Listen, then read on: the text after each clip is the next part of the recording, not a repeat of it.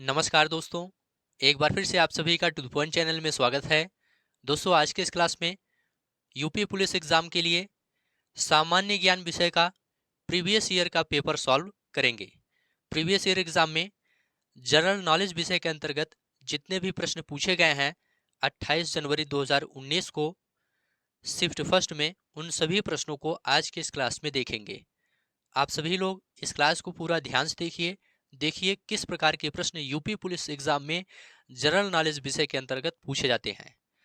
आप लोग ध्यान से सभी प्रश्नों को देखिए और सभी प्रश्नों का उत्तर बताने का प्रयास करिए। यहाँ पर जिस जिस टॉपिक से प्रश्न पूछा गया है उन सभी टॉपिक को आपको अच्छे से तैयार करना है, क्योंकि आगामी परीक्षा में जो होने वाला एग्जाम है यूपी पुलिस का, उसमें भी इसी प्रकार के प्रश्न जनरल नॉलेज विषय के अंतर्गत पूछे जाएंगे। तो चलिए शुरू करते हैं।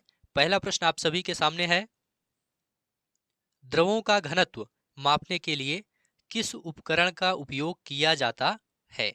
ऑप्शन आप सभी के सामने है, एनीमोमीटर, वेवमीटर, यूडियोमीटर, हाइड्रोमीटर।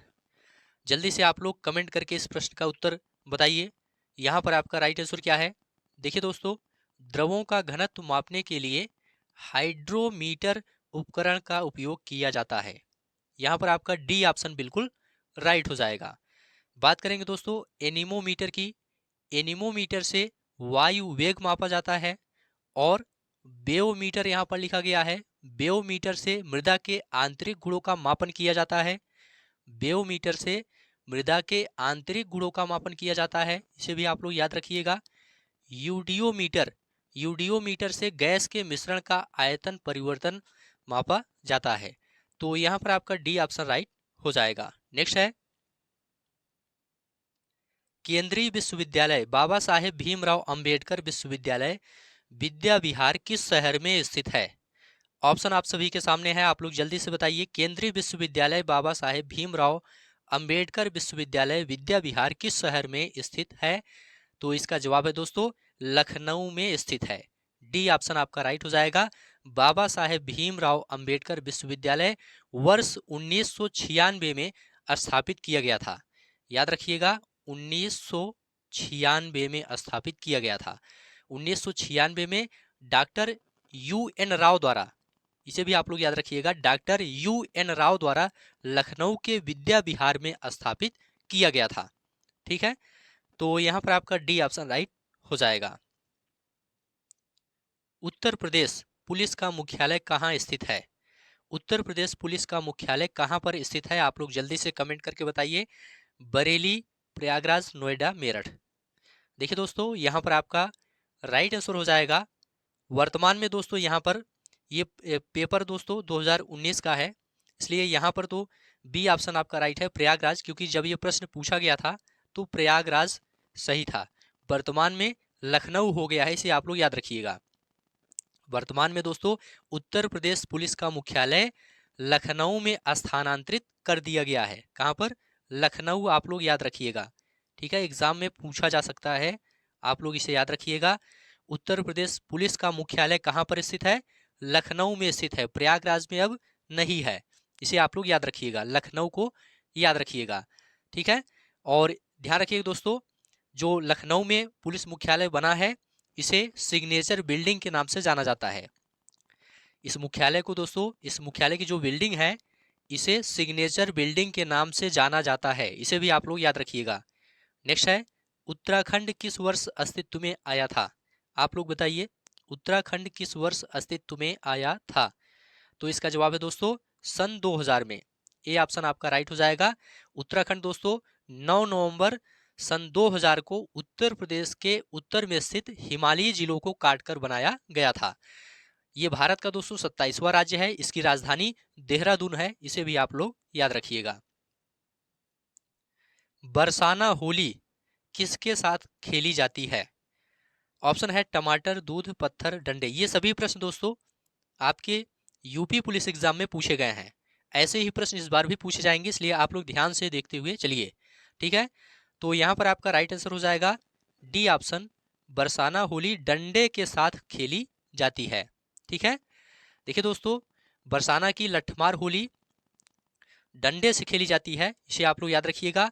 यहाँ की जो लठमार होली है दोस्तों, ये पूरे विश्व में प्रसिद्ध है।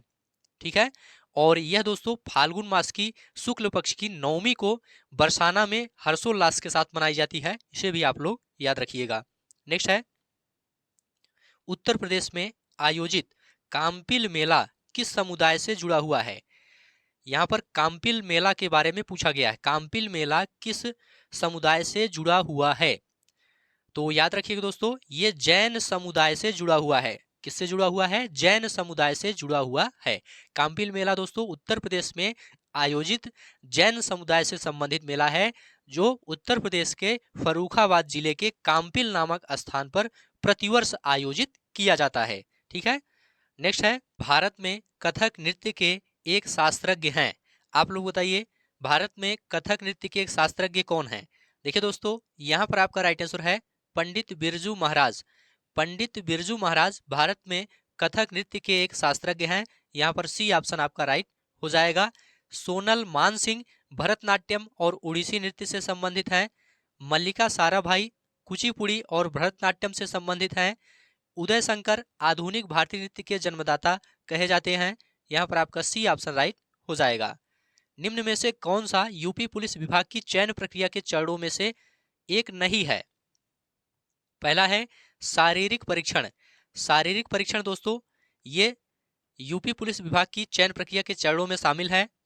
शैक्षिक योग्यता भी देखी जाती है और आयु पात्रता भी देखी जाती है। भाषा परीक्षण दोस्तों ये अलग से नहीं होता है, बल्कि ये आपके सिलेबस में इंक्लूड किया गया है। तो यहाँ पर आपका डी ऑप्शन राइट हो जाएगा। यूपी पुलिस विभाग की चयन प्रक्रिया के चरणों में से एक नहीं है भाषा परीक्षण। ठीक है, डी ऑप्शन आपका यहाँ पर राइट हो जाएगा। नेक्स्ट है, एक पौराणिक कथा के अनुसार किस देवता ने दशाश्वमेध घाट पर किए जाने वाले दशाश्वमेध यज्ञ के दौरान 10 घोड़ों की बलि दी थी? आप लोग बताइए, यहाँ पर आपका राइट आंसर क्या है? देखिए दोस्तों, यहाँ पर आपका राइट आंसर है भगवान ब्रह्मा। बी ऑप्शन आपका यहाँ पर राइट हो जाएगा। दशाश्वमेध घाट वाराणसी में गंगा तट पर बसे 84 घाटों में से एक है दोस्तों, इसे आप लोग याद रखिएगा। और दशाश्वमेध का शाब्दिक अर्थ की अगर बात करें तो इसका अर्थ होता है 10 घोड़ों का बलिदान। क्या होता है? दशाश्वमेध का शाब्दिक अर्थ होता है 10 घोड़ों का बलिदान। ठीक है, और पौराणिक कथाओं के अनुसार दोस्तों भगवान ब्रह्मा ने इस घाट पर दशाश्वमेध यज्ञ किया था, जिसमें 10 घोड़ों की बलि दी थी। और ऐसी मान्यता भी है कि दोस्तों इस घाट में डुबकी लगाने से 10 अश्वमेध यज्ञ के बराबर पुण्य की प्राप्ति होती है। तो यहाँ पर आपका बी ऑप्शन राइट है, इसे आप लोग याद रखिएगा। भारत में बहादुरी का सर्वोच्च पुरस्कार निम्न में कौन सा है? ऑप्शन आप सभी के सामने है, आप लोग जल्दी से बताइए। देखिए दोस्तों, यहाँ पर आपका राइट आंसर है परमवीर चक्र। बी ऑप्शन आपका यहाँ पर राइट हो जाएगा। भारत में बहादुरी के लिए दिया जाने वाला सर्वोच्च पुरस्कार परमवीर चक्र है।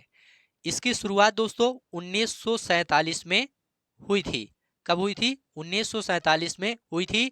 यह सम्मान दोस्तों उन बहादुर सैनिकों को दिया जाता है जो शत्रु के सामने अपने अदम्य साहस एवं वीरता का परिचय देते हैं। तो यहाँ पर आपका बी ऑप्शन राइट है। नेक्स्ट है दोस्तों, माई पैसेज फ्रॉम इंडिया किसके द्वारा लिखी गई एक किताब है? ऑप्शन आप सभी के सामने है, आप लोग जल्दी से कमेंट करके बताइए यहाँ पर आपका राइट आंसर क्या है।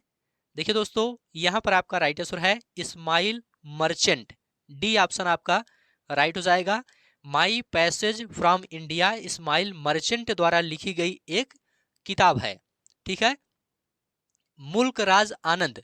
मुल्क राज आनंद दोस्तों भारतीय अंग्रेजी साहित्यकार हैं। इनकी प्रमुख रचनाओं की बात करें तो कुली इनकी रचना है, the village across the black waters, ये सभी इनकी रचनाएं हैं। और एडवर्ड मॉर्गन फार्स्टर की बात करें दोस्तों तो ये एक ब्रिटिश अंग्रेजी साहित्यकार थे। इन्होंने भारत के संदर्भ में ए पैसेज टू इंडिया नामक पुस्तक लिखी थी। इसे भी आप लोग याद रखिएगा, एडवर्ड मॉर्गन फार्स्टर। ठीक है, तो यहाँ पर आपका डी ऑप्शन राइट हो जाएगा। नेक्स्ट है, विश्व पर्यावरण दिवस किस दिन मनाया जाता है? आप लोग जल्दी से बताइए, विश्व पर्यावरण दिवस किस दिन मनाया जाता है? देखिए दोस्तों, यहाँ पर आपका राइट आंसर है 5 जून को मनाया जाता है। सी ऑप्शन आपका राइट हो जाएगा। विश्व पर्यावरण दिवस 5 जून को पूरे विश्व में मनाया जाता है। और याद रखिए दोस्तों, 1972 में 5 जून से 16 जून तक संयुक्त राष्ट्र महासभा द्वारा आयोजित विश्व पर्यावरण सम्मेलन में चर्चा के बाद विश्व पर्यावरण दिवस पहली बार 5 जून 1974 को मनाया गया था। ठीक है, यहाँ पर दोस्तों 22 अप्रैल लिखा गया है। 22 अप्रैल को पृथ्वी दिवस मनाया जाता है, इसे आप लोग याद रखिएगा। और 8 मई लिखा गया है, 8 मई को विश्व रेड क्रॉस दिवस मनाया जाता है, इसे भी आप लोग याद रखिएगा। 21 जून लिखा गया है, 21 जून को अंतर्राष्ट्रीय योग दिवस मनाया जाता है। तो यहाँ पर आपका सी ऑप्शन राइट हो जाएगा। जेट इंजन का आविष्कार किसने किया था? आप लोग जल्दी से बताइए, जेट इंजन का आविष्कार किसने किया था? तो याद रखिएगा दोस्तों, सर फ्रैंक व्हिटल ने जेट इंजन का आविष्कार किया था। जेट इंजन का आविष्कार सर फ्रैंक व्हिटल ने 1907 में किया था, इसे भी आप लोग याद रखिएगा, 1907 में किया था। यह इंजन दोस्तों संवेग संरक्षण के सिद्धांत पर कार्य करने वाला एक प्रकार का इंजन था, इसे आप लोग याद रखिएगा। जेम्स वाट की बात करें तो याद रखिएगा, जेम्स वाट ने भाप के इंजन का आविष्कार किया था। और दोस्तों यहाँ पर रोजर बेकन लिखा गया है, रोजर बेकन ने सूक्ष्मदर्शी बनाने में योगदान दिया था। और लुइस एडिसन वाटरमैन की बात करें तो इन्होंने फाउंटेन पेन का आविष्कार किया था।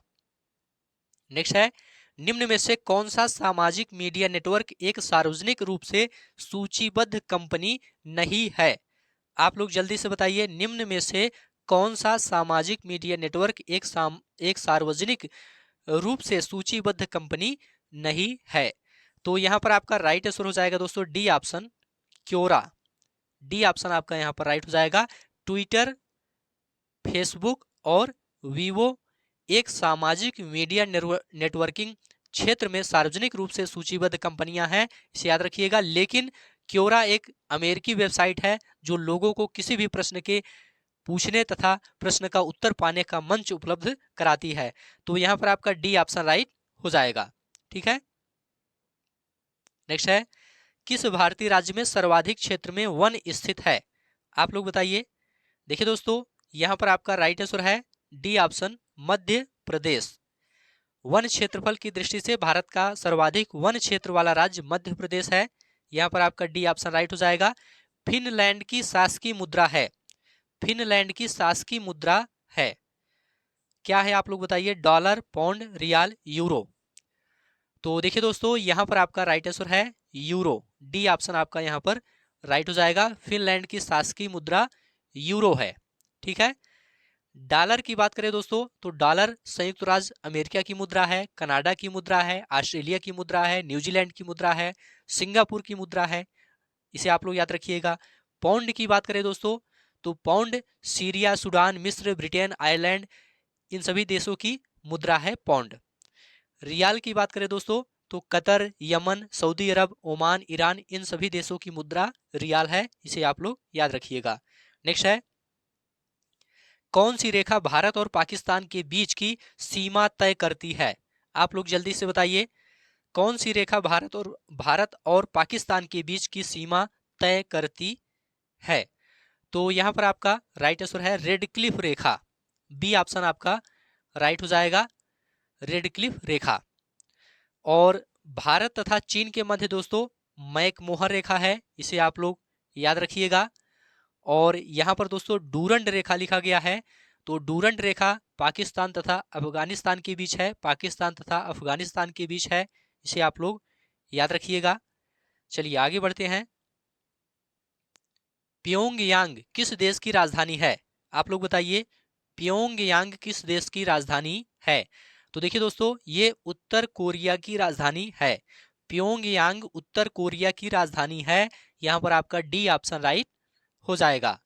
मालदीव की राजधानी दोस्तों माले है, इसे भी आप लोग याद रखिएगा। मंगोलिया की राजधानी उलान बटोर है, इसे भी याद रखिएगा। मलेशिया की राजधानी कुआलालंपुर है, इसे भी आप लोग याद रखिएगा। नेक्स्ट है, निम्न में से कौन सा संयुक्त राज्य अमेरिका का एक राज्य नहीं है? ऑप्शन आप सभी के सामने है। तो यहाँ पर आपका राइट आंसर है अटलांटा, ये संयुक्त राज्य अमेरिका का एक राज्य नहीं है। डी ऑप्शन आपका राइट हो जाएगा। देखिए दोस्तों, न्यूयॉर्क, मिनेसोटा, लुइसियाना ये संयुक्त राज्य अमेरिका के प्रमुख राज्य हैं, जबकि यहाँ पर जो अटलांटा लिखा गया है ये संयुक्त राज्य अमेरिका के एक राज्य जॉर्जिया की राजधानी है। जॉर्जिया की राजधानी है। ठीक है, तो यहाँ पर आपका डी ऑप्शन राइट हो जाएगा। लक्षद्वीप के लोग मलयालम के अलावा दूसरी कौन सी भाषा बोलते हैं? आप लोग जल्दी से बताइए। तो देखिए दोस्तों, यहाँ पर आपका राइट आंसर है महल। यहाँ पर बी ऑप्शन आपका राइट हो जाएगा। याद रखिए दोस्तों, लक्षद्वीप भारत का एक केंद्र शासित प्रदेश है। इसकी राजधानी कवरत्ती है और यह अरब सागर में स्थित है। यहाँ के लोग दोस्तों मलयालम भाषा के अलावा महल या फिर महल भाषा बोलते हैं। तो बी ऑप्शन आपका यहाँ पर राइट हो जाएगा। नेक्स्ट है, शिवाजी के छोटे बेटे का नाम बताएं जो तीसरे छत्रपति थे। ऑप्शन आप सभी के सामने है, आप लोग जल्दी से बताइए। तो देखिए दोस्तों, यहाँ पर आपका राइट आंसर है A option Raja Ram. A option आपका राइट हो जाएगा। शिवाजी के छोटे बेटे का नाम राजा राम था जो तीसरे छत्रपति थे। तो ए ऑप्शन आपका यहाँ पर राइट हो जाएगा। शिवाजी की बात आई है तो याद रखिएगा, शिवाजी का जन्म 19 फरवरी 1630 को हुआ था। कब हुआ था? 1630 को। कहां पर हुआ था? सिवनेर दुर्ग में हुआ था। और इनकी मृत्यु कब हुई थी? 1680 में हुई थी। कहां पर हुई थी? रायगढ़ में हुई थी। ठीक है, इनके पिता का नाम क्या था? इनके पिता का नाम शाहजी भोसले था। और याद रखिएगा, माता जी का नाम क्या था? जीजाबाई था। क्या था? जीजाबाई भोसले। ठीक। और शिवाजी के 2 बेटे तथा 6 बेटियां थी, इसे भी आप लोग याद रखिएगा। उड़ीसा से प्रारंभ एक प्राचीन लोक नृत्य है। उड़ीसा से प्रारंभ एक प्राचीन लोक नृत्य क्या है, आपको बताना है। आप लोग जल्दी से बताइए। तो देखिए दोस्तों, यहाँ पर आपका राइट आंसर है घुमुरा। डी ऑप्शन आपका राइट हो जाएगा। घुमुरा उड़ीसा से प्रारंभ एक प्राचीन लोक नृत्य है। यहाँ पर डी ऑप्शन आपका राइट हो जाएगा। पुलिकली। पुलिकली दोस्तों केरल राज्य का एक प्राचीन मनोरंजक लोक नृत्य है जो वहां के प्रसिद्ध त्योहार ओणम के अवसर पर किया जाता है। राउत नाच। राउत नाच दोस्तों ये छत्तीसगढ़ राज्य में यादव समुदाय द्वारा दीपावली त्योहार के अवसर पर किया जाने वाला एक पारंपरिक नृत्य है। इसे भी आप लोग याद रखिएगा। डोलू कुनीथा ये दोस्तों कर्नाटक राज्य का एक प्रसिद्ध लोक नृत्य है जो नगाड़े की धुन पर किया जाता है। ठीक है, तो यहाँ पर आपका डी ऑप्शन राइट हो जाएगा। वर्ष 2018 के केंद्रीय बजट में भारत के राष्ट्रपति का वेतन प्रति माह तक कर दिया गया। कितना किया गया आपको यह बताना है। तो यहाँ पर आपका राइट आंसर है दोस्तों 5 लाख। यहाँ पर डी ऑप्शन आपका राइट हो जाएगा। वर्ष 2018 का केंद्रीय बजट दोस्तों वित्त मंत्री अरुण जेटली द्वारा संसद में पेश किया गया था, जिसमें भारत के राष्ट्रपति का मासिक वेतन 1.5 लाख से बढ़ाकर 5 लाख प्रतिमाह किया गया था और उपराष्ट्रपति का वेतन 1,10,000 से बढ़ाकर 4 लाख रुपए प्रतिमाह किया गया था। ठीक है, तो डी ऑप्शन आपका यहाँ पर राइट हो जाएगा। नेक्स्ट है, भारत अपने नारियल के वार्षिक उत्पादन में और इंडोनेशिया के बाद तीसरे स्थान पर है। ऑप्शन आप सभी के सामने है, आप लोग बताइए यहाँ पर आपका राइट आंसर क्या है। तो देखिए दोस्तों, यहाँ पर आपका राइट आंसर है फिलीपींस। भारत अपने नारियल के वार्षिक उत्पादन में फिलीपींस और इंडोनेशिया के बाद तीसरे स्थान पर है। ठीक है, तो डी ऑप्शन आपका यहाँ पर राइट हो जाएगा। पूरे विश्व में दोस्तों इंडोनेशिया नारियल उत्पादन में प्रथम स्थान रखता है, इसे भी आप लोग याद रखिएगा। नेक्स्ट है, 24 जनवरी 1950 को संविधान सभा के 284 सदस्यों ने हस्तलिखित संविधान पर हस्ताक्षर किए जिसमें महिलाएं शामिल थीं। कितनी महिलाएं शामिल थी आपको यह बताना है। तो याद रखिएगा 15 महिलाएं शामिल थी। यहाँ पर आपका सी ऑप्शन राइट हो जाएगा। ठीक है, तो सी ऑप्शन आपका यहाँ पर राइट हो जाएगा। नेक्स्ट है, काकोरी रेलगाड़ी लूटपाट की कल्पना राम प्रसाद बिस्मिल और किसने की थी? आप लोग जल्दी से बताइए। काकोरी रेलगाड़ी लूटपाट की कल्पना राम प्रसाद बिस्मिल और किसने की थी? तो देखिए दोस्तों, यहाँ पर आपका राइट आंसर है अशफाक उल्लाह खां। यहाँ पर सी ऑप्शन आपका राइट हो जाएगा। याद रखिएगा, काकोरी रेलगाड़ी लूटपाट की ऐतिहासिक घटना 9 अगस्त 1925 को 9 अगस्त 1925 को लखनऊ जिले के काकोरी रेलवे स्टेशन पर हुई थी। ठीक है, इस लूटपाट की योजना दोस्तों राम प्रसाद बिस्मिल और अशफाक उल्ला खां ने बनाई थी। और इसके चलते दोस्तों राजेंद्र लाहिड़ी, पंडित राम प्रसाद बिस्मिल, अशफाक उल्ला खां तथा रोशन सिंह को फांसी की सजा सुनाई गई थी। तो यहाँ पर सी ऑप्शन आपका राइट हो जाएगा। बगरू में हाथ की छपाई के प्रसिद्ध केंद्रों में से एक है। ऑप्शन आप सभी के सामने है, आप लोग बताइए यहाँ पर आपका राइट आंसर क्या है। तो देखिए दोस्तों यहाँ पर आपका राइट आंसर है राजस्थान। बी ऑप्शन आपका राइट हो जाएगा। बगरू राजस्थान में हाथ की छपाई के प्रसिद्ध केंद्रों में से एक है। ठीक है। बगरू दोस्तों प्राकृतिक रंजक और हैंड ब्लॉक प्रिंटिंग के लिए जाना जाता है। किसके लिए? प्राकृतिक रंजक और हैंड ब्लॉक प्रिंटिंग के लिए जाना जाता है। इसे आप लोग याद रखिएगा। यहाँ पर आपका बी ऑप्शन राइट है। भारतीय रिजर्व बैंक द्वारा निर्धारित नवंबर 2018 में नकद आरक्षित अनुपात कितना प्रतिशत था? तो यहाँ पर आपका राइट आंसर है दोस्तों सी ऑप्शन 4% था। यहाँ पर सी ऑप्शन आपका राइट हो जाएगा। हवा महल 1799 ईस्वी में महाराजा द्वारा बनवाया गया था। किसके द्वारा बनवाया गया था आपको यह बताना है। तो यहाँ पर आपका राइट आंसर है सवाई प्रताप सिंह। सी ऑप्शन आपका यहाँ पर राइट हो जाएगा। हवा महल दोस्तों राजस्थान राज्य की राजधानी जयपुर शहर में स्थित है। इसकी स्थापना 1799 में महाराजा सवाई प्रताप सिंह द्वारा की गई थी। ठीक है। तो यहाँ पर आपका सी ऑप्शन राइट हो जाएगा। संयुक्त राष्ट्र महासचिव एंटोनियो गुटेरेस किस देश के प्रधानमंत्री थे? आप लोग बताइए यहाँ पर आपका राइट आंसर क्या है। देखिए दोस्तों यहाँ पर आपका राइट आंसर है पुर्तगाल। बी ऑप्शन आपका यहाँ पर राइट हो जाएगा। याद रखिएगा संयुक्त राष्ट्र संघ की स्थापना 24 अक्टूबर 1945 को हुई थी। ठीक है। 24 अक्टूबर 1945 को इसकी स्थापना हुई थी। इसका मुख्यालय दोस्तों न्यूयॉर्क शहर में है। और वर्तमान में दोस्तों संयुक्त राष्ट्र संघ के 9वें महासचिव एंटोनियो गुटेरेस हैं। इसे आप लोग याद रखिएगा। एंटोनियो गुटेरेस दोस्तों ये पुर्तगाल के प्रधानमंत्री थे 1995 से 2002 तक। 1995 से 2002 तक ये पुर्तगाल के प्रधानमंत्री थे। नेक्स्ट है उद्घाटन के बाद लखनऊ के इकाना क्रिकेट स्टेडियम में खेला गया पहला अंतर्राष्ट्रीय क्रिकेट मैच भारत और किसके बीच खेला गया एक T20 मैच था? तो देखिए दोस्तों यहाँ पर आपका राइट आंसर है वेस्ट इंडीज। ए ऑप्शन आपका यहाँ पर राइट हो जाएगा। याद रखिएगा इकाना अंतर्राष्ट्रीय क्रिकेट स्टेडियम लखनऊ में एक इंटरनेशनल क्रिकेट स्टेडियम है। इसका उद्घाटन दोस्तों 2017 में हुआ था। इसके उद्घाटन के बाद दोस्तों यहाँ पर खेला गया पहला अंतर्राष्ट्रीय क्रिकेट मैच भारत और वेस्ट इंडीज के बीच एक T20 मैच था। और बाद में दोस्तों नवंबर 2018 में इस स्टेडियम का नाम पूर्व प्रधानमंत्री और भारत रत्न अटल बिहारी वाजपेयी के नाम पर रख दिया गया है। यह स्टेडियम दोस्तों अब भारत रत्न अटल बिहारी वाजपेयी अंतरराष्ट्रीय स्टेडियम के नाम से जाना जाता है। इसे आप लोग याद रखिएगा। इकाना क्रिकेट स्टेडियम को अब किस नाम से जाना जाता है? भारत रत्न अटल बिहारी वाजपेयी अंतरराष्ट्रीय स्टेडियम के नाम से जाना जाता है। वर्ष 2022 के एशियाई खेल की मेजबानी किसके द्वारा की जाएगी या की गई थी? तो इसका जवाब है दोस्तों चीन के द्वारा की गई थी। यहां पर आपका बी ऑप्शन राइट हो जाएगा।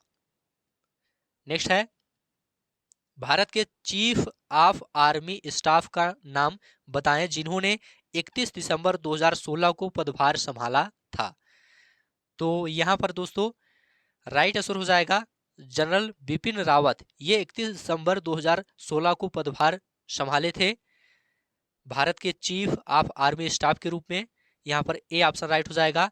लेकिन वर्तमान में भारत के chief of army staff Manoj Pande हैं। इन्हें भी आप लोग याद रखिएगा। ठीक है। नवंबर 2018 में 33वां आसियान शिखर सम्मेलन कहां आयोजित किया गया था? आप लोग बताइए यहाँ पर आपका राइट आंसर क्या है। देखिए दोस्तों यहाँ पर आपका राइट आंसर है सिंगापुर। सी ऑप्शन आपका यहाँ पर राइट हो जाएगा। 33वां आसियान शिखर सम्मेलन 2018 का आयोजन 11 से 15 नवंबर के मध्य दोस्तों सिंगापुर में हुआ था।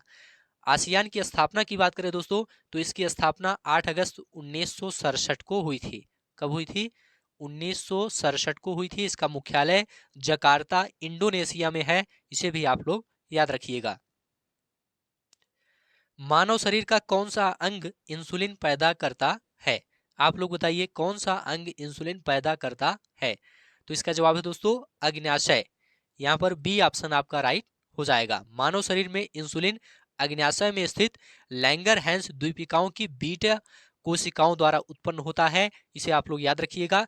इंसुलिन दोस्तों एक हार्मोन है। यह मानव शरीर में रुधिर में शर्करा को नियंत्रित करता है और इसकी कमी से दोस्तों मधुमेह नामक रोग हो जाता है। इसे भी आप लोग याद रखिएगा। निम्न में से कौन सा तत्व एक अधातु है जो कक्षीय तापमान पर द्रव अवस्था में रहता है? आप लोग बताइए यहाँ पर आपका राइट आंसर क्या है? देखिए दोस्तों यहाँ पर आपका राइट आंसर है ब्रोमीन। बी ऑप्शन आपका यहाँ पर राइट हो जाएगा। ब्रोमीन एक अधात्विक तत्व है जो कक्षीय तापमान पर द्रव अवस्था में रहता है, जबकि मरकरी जिसे पारा कहा जाता है ये दोस्तों एक धात्विक तत्व है जो कि कक्षीय तापमान पर द्रव अवस्था में रहता है। सोडियम की बात करें दोस्तों, सोडियम धातु हवा के संपर्क में आते ही ज्वलनशील हो जाता है। और हीलियम की बात करें दोस्तों तो हीलियम एक अक्रिय तथा जहरीली गैस है। ठीक है, हीलियम क्या है? अक्रिय तथा जहरीली गैस है। नेक्स्ट है दोस्तों, निम्न में से किस तत्व की परमाणु त्रिज्या सबसे छोटी होती है? तो यहां पर आपका राइट आंसर है दोस्तों क्लोरीन। क्लोरीन की परमाणु त्रिज्या सबसे छोटी होती है। यहां पर आपका बी ऑप्शन राइट हो जाएगा। नेक्स्ट है CH3COO CH2CH3 किसका सूत्र है? आपको यह बताना है। तो देखिए दोस्तों ये एथिल एथेनोट का सूत्र है। किसका सूत्र है? एथिल एथेनोट का सूत्र है। यहां पर आपका सी ऑप्शन राइट हो जाएगा। तो ठीक है दोस्तों, आज की यह क्लास अब यहीं पर समाप्त होती है। ये सभी प्रश्न प्रीवियस ईयर एग्जाम में पूछे गए थे। ऐसे ही प्रश्न इस बार भी यूपी पुलिस एग्जाम में पूछे जाएंगे। उम्मीद है यह क्लास आपको अच्छा लगा है तो चैनल को सब्सक्राइब करिए, दोस्तों में शेयर करिए और कमेंट में लिखकर जरूर बताइए।